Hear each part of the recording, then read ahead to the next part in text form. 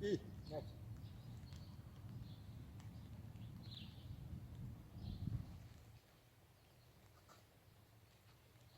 Это шань, веер.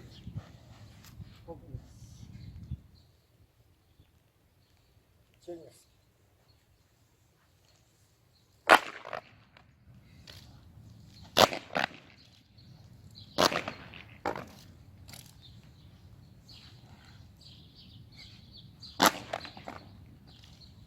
Разворотился и удар.